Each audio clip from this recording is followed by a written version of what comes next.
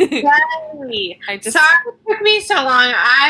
We have a new person starting at work, and I'm of course training them. So it's like I was like, I have to leave right at 4:30, which became 4:45, and yeah. No worries. You could have changed it to later. That's good for them to hear, so that they know the reality of the job, right? Oh, God. This poor man. Well, he doesn't know how to use Excel or like computer, Anna, and that's not in my. So you're like, oh, I've got to teach you how to use the computer, not just train you at the job. That's hard. Yeah. We go very slowly and patience. Patience. Yes, that's great. Well, I don't want to take up too much of your time. I just have some few basic questions. Okay. So I'm not going to a meeting until like 7, so we're good. Okay, cool. So, if you could start with like, I guess just what's your name and like what your job title description is. Okay. So, Eleni Norsky, and I work as a vocational rehabilitation counselor for the state of Maine. We are under the Department of Labor and receive both state and federal funding for our program. Nice. So all of the whole program is funded by the state, in other words. And the federal government. Very cool. And what does it work to do? Like, what's the mission? Yep. So I have an adult caseload, and which means I work with adults 26 to however old. I just met someone the other day, and she's 72. And I work with people who have physical disabilities, mental health diagnoses, developmental disabilities. I work with people who are in recovery to overcome any barrier that they encounter that has to do with employment. Wow, that's huge.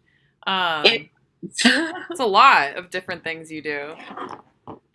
No 2 day, like if people ask me like what's your typical day, there is no typical day. Because it's so different. I think that's kind of what's interesting about the job though, is that it's never the same day twice. Do you like that about it? I enjoy that. And some of my clients come to me and they want that repetitive, monotonous, rote learning kind of job where they're just doing the same thing over and over and over again, like every single day. I know that's not the way I stay present or entertained at work. I like variety because I get bored if I do the same thing over and over again. Yeah, totally. So I guess I don't know what I should have you describe first. Probably what just your experience has been with this job, and then we can talk about like how you became certified or the process of like schooling or whatnot. So my experience with this job? Yeah, like what I know 2 days are the same, but like you help them find jobs. So do you work on location? Do they come to you? Like how do you help them find jobs? Do they give you like, I don't know. I guess just kind of, if you could summarize it. Yeah. So people are referred to me. Most people who come see me receive either disability or Social Security. And I mean, every plan that I do is so different. Yeah. Like I helped a social worker from the Congo the other day. Yeah. So I also work with a lot of new Mainers. That's great. That's so cool. I love them. Oh my God, they're so sweet and so humble and so appreciative of any help that we can give them. Yeah. And he came and had this experience working as a social worker in another country. And this past May, he had his left leg amputated above his knee because of a diabetic ulcer, and he doesn't have any medical insurance, so he needed help to pay for a prosthetic because he uses a wheelchair right now. And thankfully, I was able to work with the place that we use for prosthetics and get him a leg. So I paid for his leg. He's back in physical therapy now, and the next step is to pair him or connect him with one of my job developers and see how his skills and credentials and background in the Congo transfer here so he can start to do the same kind of work. That's amazing. And, yeah, I mean, Anna, he was like such a, like I said, humble, like grateful person. I mean, he could not have been more appreciative. Yeah, and it makes complete sense that you received funding for the prosthetic, because how can you become employed without some kind of mobility, you know? And right, yeah. right. And I mean, he lives in Portland and uses the bus all the time, so like mobility is hard, and you know, working with people and having to get around on crutches, like that's, and driving, like how are you going to do that? Yeah. And so that's like one example. And then I just wrote a plan today for a young woman who lives with an intellectual disability, and she hasn't had any paid work experience in 8 to 10 years. She's in her early 30s. And I just wrote an exploration plan for her to do a career assessment and then work with a job developer to go and do something called a situational assessment or a paid work experience, so she can try out different jobs and see what work environments work best for her. That's great. So it's not always a long-term placement when you put someone in a job or find a job. Sometimes you do kind of like a test or a trial run. Exactly. And that's a specific service. I mean, the goal is to find people long-term gainful employment where they can grow their career and advance. But on the way to that, we can do situational assessments. And the way I describe it is it's like a long, drawn-out paid interview. And literally, like, if some people, they come and they say, I want to work 2 hours a day, 2 days a week. I'm like, okay, and like they'll just want to either, bag groceries or be a fitting room assistant, like something very basic, very simple. But that's, my job developers are kind of like matchmakers, because you have to find an employer who's going to be willing to carve that out for somebody. Yeah, because 2-hour shifts are not common, right? They're not. But we do have some amazing employers, and more so the mom and pop shop kind of places that do welcome those kinds of things. So I could do a situational assessment for 4 hours a week for like 4 weeks or 8 weeks, and we would pay them, so it simulates real world work experience. Wow, that's great. So they get to feel like, wow, this is what it's like to feel like to work and to get a paycheck, even though I don't stay here long term. And that's total incentive. I mean, exactly. Once you start that, it's like, oh, this is what working's like, and this is great. And well, exactly. I hope so. That's awesome. So I worked with an adult at a margaritas chain restaurant, and he had someone who would come with him and just kind of be with him while he worked. Do you have that service too? Yeah. So we have we do job coaching. Yeah. And some people will only need job coaching while they start to learn their job and get comfortable in a routine.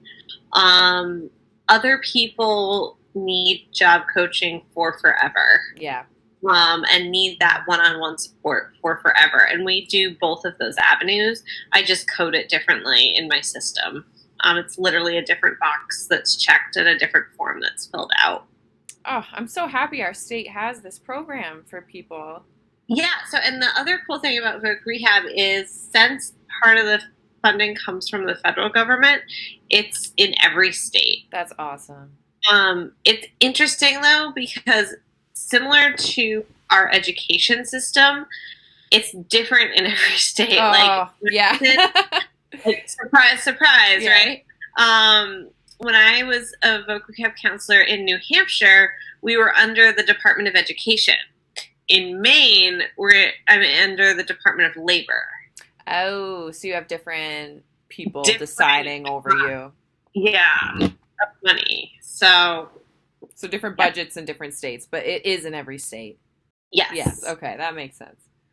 Well, yes. At least we have it. Good. And there's a whole other. I work with adults. I have colleagues who are voc rehab counselors and work with transition age students and go and start doing the career exploration and work experiences in high school. Oh my gosh, that's so cool. Yeah. So they go to the school, or is it an outside school thing?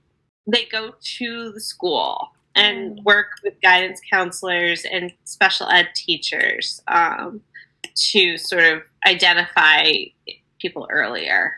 That's great. So I'm interested in how the people in recovery falls under the umbrella of people with all these disabilities. So how does the state and federal government kind of lump that together and not in like a separate addiction? Do you know what I mean? Like, yeah. So any barrier to work basically means any diagnosis. Okay. I have found people eligible for services based on just anxiety and depression. And part of the process is once they apply and do an intake, I then do releases for all their medical doctors and providers and case managers, and then get their medical information and have to sort of say on, September 1st, 1999, Susie Smith was diagnosed with X, Y, and Z by Dr., Joe. Just, I don't know why it's said. No, I love it. But that's just kind of because I don't have the power to diagnose people. No, yeah, right. But I see a lot of anxiety, depression, alcohol and drugs are huge. I get a lot of people who are either in sober living or moving out of sober living. And it's interesting, like when people move out of sober living and don't follow the sobriety plan that their treatment team give me, similar to like my experience in recovery and like sponsorship, like they fall off the map. Like it's like I call, I email, I send letters, crickets. And sometimes they come back, sometimes they don't. Sometimes I can look them up in my database and see that they've had 10 cases.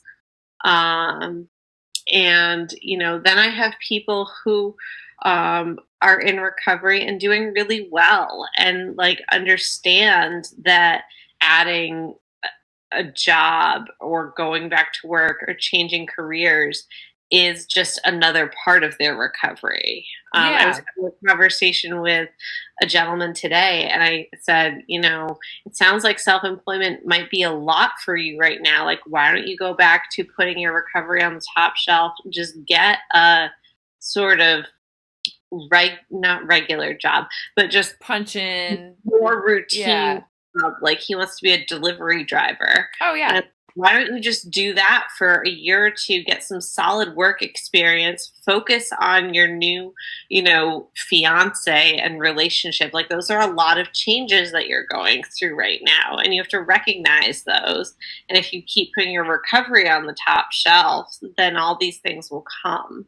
And he's like, you're right. And I mean, I don't disclose that I'm in recovery to everybody who's in recovery on my caseload. Some people, if and when appropriate, I do. Some people guess. Yeah, they're like, I think you might be. Yeah, exactly. They're like, you seem to know a lot about this. But, and I mean, it depends on the person. The people who, I mean, I will work with anybody and everybody. I work with people who are on the sex offender registry, which is a totally different experience. I work with people who are just getting out of jail, who want to go back to school. I can help pay for education if that's something that's needed and realistic for people. I can do a lot of things. That's amazing. As long as it's individualized to that specific person and their work goal. Wow. And behaviors. That's amazing. What was I gonna say? Sorry, I ramble a lot. No, I it's so great. I mean, the guy with the delivery job for 2 years, I mean, it's kind of like you're saying, stop looking at, what you think it should look like and what is really going on, you know what I mean? And like, what can we really do with what we have here? Right. And it's just like realistic goals for people trying to get back into the work field. And so the sex offender list, I mean, that is also surprising. So I didn't know you worked with sex offenders and like criminals as well. Is that, I mean, I know a lot of people, I don't know a lot of people on the sex offender registry, but I know of cases that happen where it's, these fine lines like of instances. Do you find like, I mean, I know are laws different state to state with that, or is that like how do you get referred to sex offenders? Like, so they're just people who are on the registry who are out of prison. Okay. And they are looking to get a job. I do have a list of employers who openly hire people on the registry, which is really helpful to have. I also have a few job developers who specialize in that and helping people who have extensive criminal histories get back to work.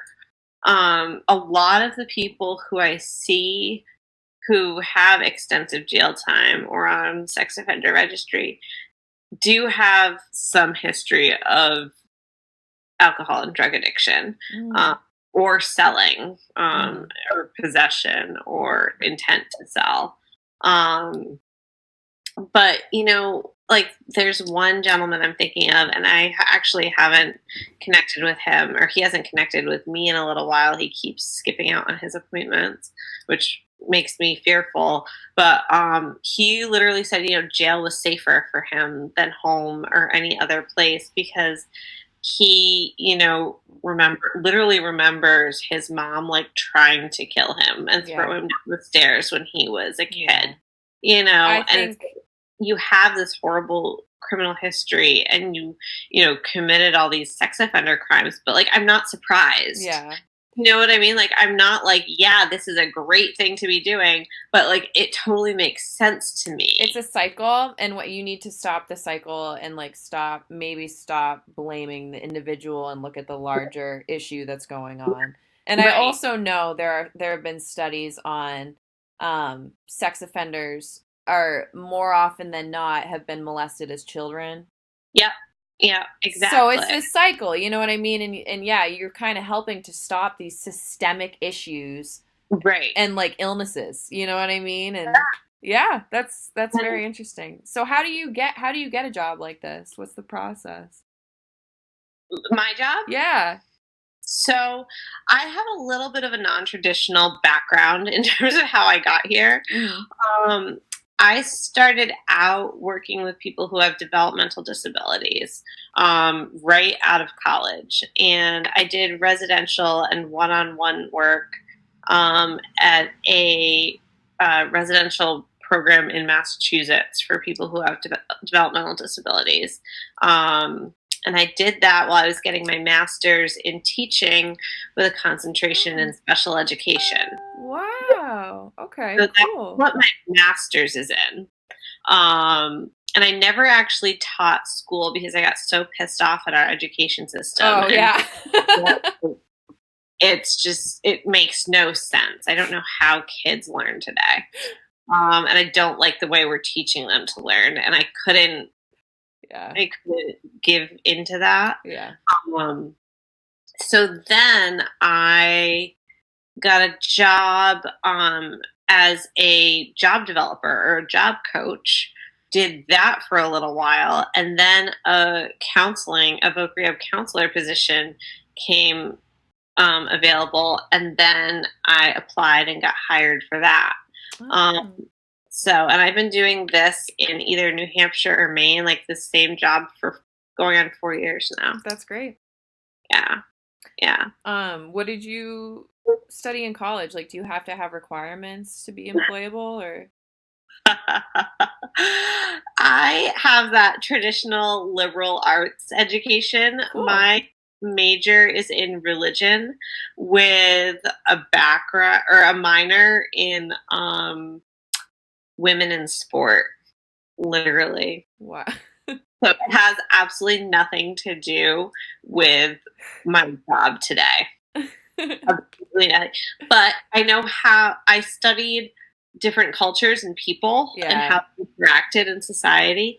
And I learned how to write really well and give strong presentations. It So, all adds up. I feel like all experiences kind of lead you in a direction. You know what I mean? I tell the kids, like, you start taking a few classes and then you realize, oh my God, I love this. And I never would have thought of that, or you pick up an internship or something or a trade. Yeah. another, so I'm very involved in an organization called the Williams Syndrome Association, and it's a very specific developmental disability. About 1 in 10,000 people are diagnosed with it. And people who have Williams syndrome it's like your typical learning disability type things, but also they have a lot of heart and cardiac defects and a lot of back issues, um, and are very musically inclined, almost like a Oh, savant. wow. Yeah, no, they're, and also the most empathetic, caring, loving people I've ever met in my life. And they just have the, like, glass is always overflowing kind of personality. Um, will be your best friend in 2 seconds, which is like a double edged sword because it's dangerous sometimes, like when you're out in public. But I met this gentleman named Ben, who is 33 and cognitively about 10. Um, when I was in Massachusetts right out of college, because I met him through Best Buddies actually when I was at Mount Holyoke, and I got to know him. So happens his mom happens to be the executive director for the National Association, and Ben and his mom have kind of become like my family, and I'm so close to them. And every other year, I go to their national convention and run all the adult programming for people who have Williams syndrome. So I take people in their mid 20s to mid 30s, about 100 of them, and I lead them around whatever city we're in that year. And we just go do touristy experiential things. And I mean, I can send you the link. But if you look at the Williams Syndrome Association, you'll see like it's just they're the most amazing people. Well, look at that. That's so interesting. We'll Yeah. definitely look at that. Is Yeah. that funded through the state or the federal government? That's a nonprofit. That's just a Interesting. nonprofit. Hmm. And I've known Ben for going on 10 years now. And he kind of inspired my career. Oh, he kind of set you in this path. He did. Yeah, but they gave me a lot of freedom to really try things out leadership wise when I was running groups. I used to do like their rec plans at camp kind of thing in Michigan. So I did a lot. I do a lot with them too. You've had so many interesting job experiences. It's just so cool. Yeah. I worked with at a juvenile delinquent placement center or kids in placement. Are there people at your agency that work with? I don't know if it's as different because their charges go away, get expunged, right? So we don't do anything with the juvenile system. Yeah. But we do, we are starting to get into the jails and the women's center actually for transition, I think. My colleague Sean Nixon is heading up that program, and I can put you in touch with him if you want. Yeah, I'll see if the kids are interested. That'd be awesome. I think working in like kind of correctional, I mean, it's also a system that's kind of broken, but the jobs are just, I'm interested in that line of work. And anyways, what was I gonna say? Okay, so we went over kind of like the requirements to get this job. What are your hours like? So since I work for the Department of Labor, it's a hard 8 to 4:30. You don't bring work home, which is lovely. That's great. You go to an office and then you come home. Yep, and I have the freedom. I work from home on Fridays, which I love. I can turn on the remote thing on my computer, and I have a work cell phone, and I do my paperwork days at home. That's great. And you can do all your documentation on your couch if you want. Exactly. That's awesome. Exactly. But I do go to an office Monday through Thursday. That's cool. Do you ever leave the office to go see these people or help them, or is it kind of just... So if it's more convenient to go see someone, I go see them at like a case management office or a public location. I do not do home visits. No, okay. Yeah. Case managers and public guardians do home visits, but I do not. When you were doing the residential work, was that home visits? When I was doing residential work, it was at a school. Oh, okay. I was, I did some overnights, but I would mostly be like the weekend day staff. Cool. I used to be med certified there. That's something I never want to do again. All of the values and ethics that I hold were abused. What is being med certified? What is that?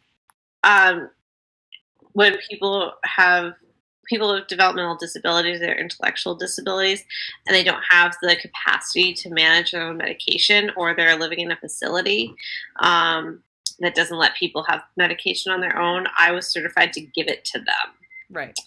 But I saw other staff members like abusing this and literally taking meds. Yeah. They had people who are med certified at where I work too. Yeah. It's just ugly, and it's like, I don't want my name on any of that. Well, we would count them and put the count, and then at the end of the week they'd go through and then know if a pill was missing, or did they do that? No. Oh, they did, but then it still happens. Yeah. That's horrible. I didn't want that responsibility. That was so disheartening. Yeah, I know. So your hours, we kind of went over, you didn't always want to do this. You thought you'd be a teacher. We went over that. What is your favorite part of your job? When I get to work, when I get to see people and write their plan for their dream job. Oh. And and when I'm genuinely helping people, like I had another gentleman who he was recently out of jail, and he's like going back to school. This is kind of like tough looking, like strong man. And he's like, I haven't been in school in so long and I have a learning disability and I need help with a neuropsych evaluation to get accommodations. It's like the fact that I can help with that, like that's what I love.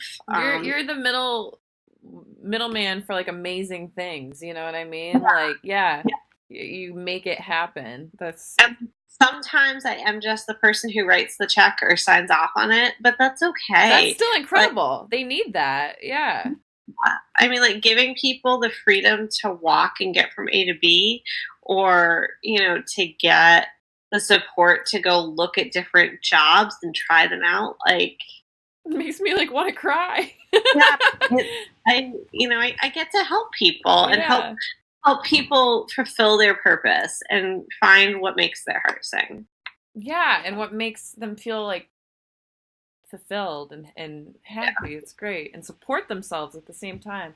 Right. So that leads me to what's your least favorite part of your job? I probably should have started with the negative and Oh, no. So the bureaucracy and the politics that come with it, Yeah. and I don't mean literally politics. I mean like there's systems that I have to work within that I can't control. Yeah. Like we're going through a big change right now with all of the way all of our job development system process is funded. We just put out a huge, or I should say, 2 years ago, almost a year and a half ago, there was a request for proposal that was put out for all of our job development, and it was just awarded to Maine Medical Center. So basically, now they're going to get this big pot of money to provide all job development services in York and Cumberland County. And one of the big things that we used to have with job developers was client choice, and that's going to be lessened a lot now because they're just going to have one agency providing the service. So it's basically like now I do a referral to one job developer, they meet the person and then assign them to work with another developer. I'm like, what if that person isn't a good match? Like I know, you know, all my job developers who I like and work with, and they're at smaller agencies, and now it's like that's just going away. And it changes the whole job Right, description. Yeah. exactly, Just and because it of changes. funding. It's like it changes the one-on-one person that you work with, Yeah. and I don't know. It's a lot of change that like the higher ups who aren't doing the The day to job, they day, don't know what it does to the job. no idea. And Like they're making the no decisions. idea. Yeah. Um, and I don't love the language that we use either. Like when I'm finding people eligible, they automatically go into three categories and only like yeah, depending on how many diagnoses or problems you have, the state of Maine classifies you as significantly disabled, or no, sorry, most significantly disabled, or less significantly disabled. It's like, what does that mean? Like, that's the most disgusting language in the world. Like, Yeah. I see Disabled people, alone. It's like, okay. I see people as differently abled. Yes. And we all have different abilities, and there's no right or wrong. They're just different. That's what makes every person unique. But like that's language that my database uses, and that like I see it. I see my job as softening the icky part Yeah. and just getting from A to B to help people. Yep.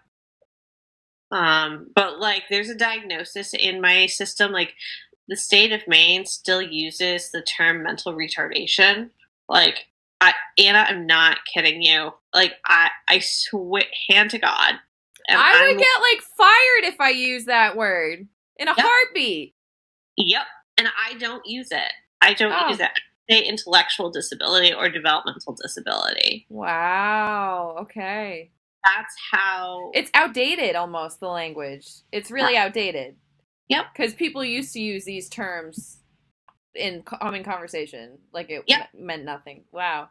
Yeah. Yeah.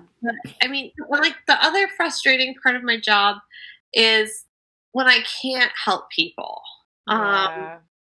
I mean, You you can't help everyone. You can't, and you It's can like lead a horse to water. yeah, and it's funny because we just did a whole day long motivational interview training yesterday, and I said this. I said, what do we do with the people who have been on our caseloads for 2 years, 5 years, and it's like we throw around the phrase, you can only lead a horse to water, but you can't make him drink. And these are the people who are homeless, jobless, health careless, and somehow some person referred them to my office because they're quote unquote work ready. And it's like, no, that's not appropriate because they need all these pieces together before you can even think about work. Where would you recommend they go before you? Do you know? So I mean, if someone in that situation, like, get case management service and get some stable housing, like some title, if it's a halfway house. I've had case managers say, I just admitted them to a psych hospital just so they could even get in the system. Shelter, which isn't like the best route, but if that gets someone services and they're not sleeping on the street in downtown Portland, then like that's how they get in. And they are frequently mentally ill. People who are experiencing homelessness are usually not chemically imbalanced, so or have another exceptionality or something like that. Yeah, I mean, one of the saving graces, and I am grateful for this, is knowing that my office is not emergency services. And like I said, I don't have to answer my phone after 4:30. I can be doing paperwork if I choose to do that, but I do not need to be on call ever. Which you might need to be in other, like, more taking people in for shelter, like a residential place, social work role. Yeah. Right. Totally. That makes sense. And it's kind of like we talk about the hierarchy of needs. Yeah. It's kind of like you can't get a job if you aren't warm at night and sleeping on a... If you're not having your needs met. Yeah. Food, shelter, clothing. Like, do those 3 things and then think about work. Yeah. What advice would you give to someone who is setting off in this path? I know many of my students are like interested in working with people with special needs. So I guess what advice would you give for any job working with someone with special needs or different needs?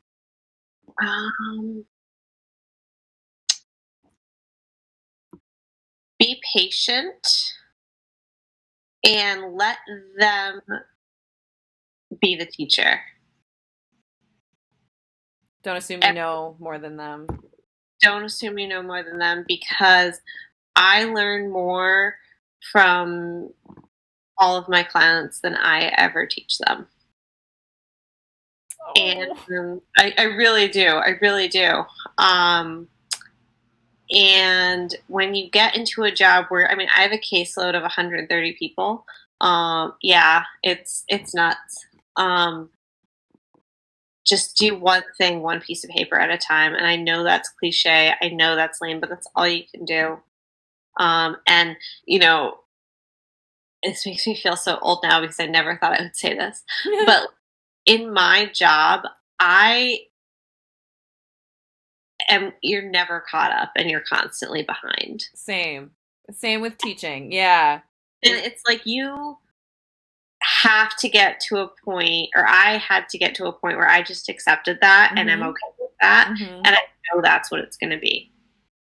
Yeah, because I mean, it's really, your work is huge. It's much bigger than, like, you know what I mean? It's a huge task, and that's a lot of people for that big task. So, you can't, if you're working more, then you're running yourself thin and not doing the best job for those people. You know what I mean? Right. Yeah. Right. And, at the end of the day, I know that I help someone in some capacity. Oh, yeah. And I also know that case note I didn't finish is going to be there tomorrow. Yeah. And I am okay with having a voicemail on my phone And it's just like knowing that it's going to be there. Yeah. And I never used to be that way. Oh my God. I remember the first time that like my perfect lesson plan didn't happen the way I wrote it. But like we all have to go through that, right? Yeah, yeah. And then being like, oh, okay, this happened instead. Or it just, being okay with knowing that nothing that you plan is going to happen. So you can't be a successful like perfectionist in this type of career. Yeah. Unless you look at perfection as I'm perfectly imperfect. Yes, there we go. That's the real version. I have many students who are like, I didn't turn it in because it wasn't the best work. I'm like, just turn it in. Like, just turn it in. Yeah. Do you have to tell them not to use LOL on papers and like? No, I haven't gotten that. They use it in the chat. They'll probably be using it as they watch this and listen to this. Oh gosh. But well, I don't know if they'll be laughing that much, but they do it all the time in the chat. And but no, I haven't gotten it in a paper. I have gotten things like kinda or like wanna, like words like that. I'm like, okay, like that's not a word. It's not a word, yeah. But I'm a social studies teacher, so I can't really ping them too hard for that stuff anyways. So they get away with it with me a little more. But might see a cat in a minute. Oh my God, we get to see a cat too. Here, meet Miss Audrey. You want to say hi? Oh, it's a calico cat. Yeah. Whoops, there she is. Oh, this is great. I have a coworker who always shows her cat, and I never have a pet to show my kids. This is my buddy. What's his name? This is Audrey. Oh, it's a girl. Oh. Yeah. This is Miss Audrey. She's beautiful. She doesn't like it when I'm not paying attention to her and I'm home. She's like, this video's gone on too long, Mom. Like, time to get off. Thank you. Yeah, feel free to pass on my contact information. I've had people come and meet me at my office, and they can ask more about the process. Yeah. I know some new young case managers if they're interested in talking about or learning about case management, all that. Yes, they're going to love this. And I don't know where in Maine they are, but we could do it virtually or something maybe. Yeah. Okay. Thank you so much, Eleni. Have a great night. My pleasure, Anna. I hope this was helpful. Oh, this is huge. I can use this for multiple classes because we've been talking about state like welfare programs in my other class. So this is like my class for the next few days. This is awesome. I can also connect you to some public guardians. Oh, what's that? What? What is a public guardian? So that's for folks, a lot of people who have been in foster care or through the foster care system and are under 18 or got into the system before they were legally an adult. Okay. And they weren't with safe parents, so they have a public guardian funded through the Department of Health and Human Services. Is that different than emancipating yourself? Can kids emancipate themselves in Maine? Do you know? I don't know the answer. I'll have to look into that. Anyways, that's a whole other job. The answer to that.